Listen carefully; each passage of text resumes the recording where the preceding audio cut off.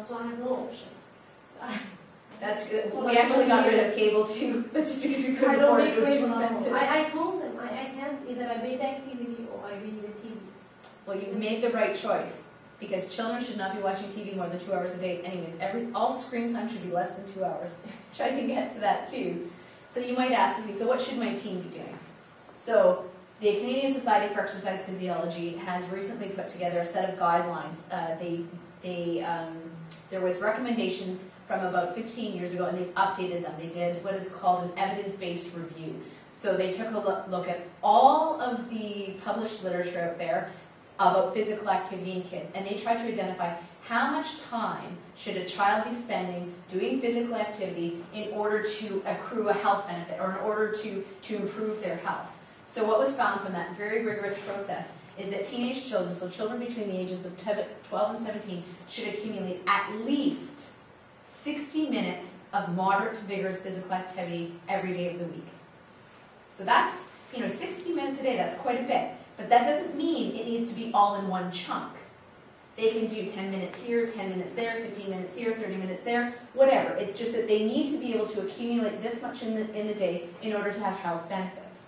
And it is suggested that they do 3 days a week, they do some sort of activity that is vigorous, so whether it be running or jogging or rollerblading or soccer or something, and that they do 3 days a week of something that improves their strength, so it's strength activity, resistance training, even yoga, something like this, which is different than an activity that gets your heart rate up, so different than a moderate to vigorous physical activity, but an activity that improves muscular strength and bone strength. So resistance training is the most common form of that, so weight training.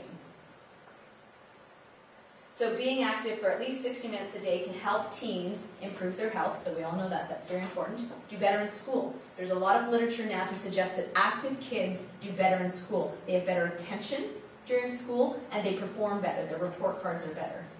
To improve their fitness. Again, fitness is also associated with better health outcomes. So the fitter a child is, the better that their overall health is. It will help them grow stronger. We know that physical activity is important for muscular and growth development, as well as neuronal development as well. They can have fun playing with their friends. As you said, your son, if he was out playing soccer with his friends, that's a great time. This is another reason why we should be encouraging physical activity. Feel happier. There's a whole set of the psychosocial literature that says that kids that are physically active and are engaged in activities have better mood. They feel better about themselves, they're just more emotionally secure than kids that are inactive. Maintain a healthy body weight. Again, as an obesity researcher, this is something that is important to me, that it helps children to maintain a healthy body weight. Doesn't necessarily make them thin, but it will help them maintain their weight, which is also very important.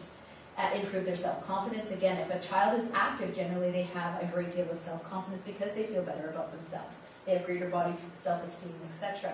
And it helps them to learn new skills. So the more active they are, the more likely they are to try something new. So they're less intimidated. So the more active a child is and the more exposure they have to activities, the more likely it is that they might choose to try something else. So, for instance, if your child has played soccer, he might be interested in trying lacrosse because he's built that base in soccer, so he might be willing to try a new sport. It just gives them the courage to do so. So again, as I told you, I'm an obesity researcher, so I'm interested in physical activity because physical activity can help maintain health. But what I wanted to tell you is that overweight and obesity specifically are not just an aesthetic condition. It's not just how you look. There's actually considerable health consequences associated with being overweight. So there's psychosocial issues, there's neurological issues, there's heart health issues, there's endocrine issues such as type 2 diabetes, renal issues, so kidney problems, pulmonary problems. Obviously there's problems with your lungs, problems with breathing, asthma, etc. And then musculoskeletal problems, so problems with bone development, muscle soreness, etc. So interestingly enough, obese children, and especially those in the teenage years, have a 70% chance of being obese as adults. So it's very important that you're doing the best that you can to encourage your children to be active during their teenage years. Not necessarily to attain an ideal body weight, for instance, but at least to be active. Because activity on its own, irrespective of your size, is very, very important. So I'm just showing this to you. It's very complex and I'm not expecting you to know anything, but I'm saying overweight and obesity is not simple. People try to make it simple. People try to say, oh, if your child is overweight or obese, they eat too much and they exercise too little. That's not the case. Those might be contributors to it, but there's this complex web of things associated with obesity. And there's various things that we have no control over. We now have no control. Once you've had the child, you have no control over the biology. That's already set, right? We have very little control over food production as individuals. We have very little control over society in general as individuals. But what we can control is we can control individual activity. This is what we call a modifiable risk factor. That means that we can do something about that. So you can change your behavior. You can't necessarily change where you live. You can't necessarily change the culture that you're part of. You can't necessarily change how corporate Canada produces food and delivers it to you, and you can't necessarily change society as a whole, but you can change behaviors in home. Those are eating patterns and physical activity. So it's not that eating patterns and physical activity are the only important variables. The point is that those are the easiest two to change. They're not easy to change, but they are the easiest to change. So again, as I told you, inactivity, it's just not an issue of weight. Physical activity contributes to overall health, and we shouldn't focus just on the aesthetic. And there are thin people who are metabolically very unhealthy, and there are overweight and obese people that are actually very fit and very healthy. So you have to keep in mind it's not all about body size, it's just about health. So something else that I have to tell you, do not assume that your child is active. This is a very common perception. Most people, I'm assuming that you're here, you want to learn more about it. But many people assume that their child is very active and that they do get the 60 minutes a day of physical activity, or that they're getting their activity at school. And I will tell you that that is quite false.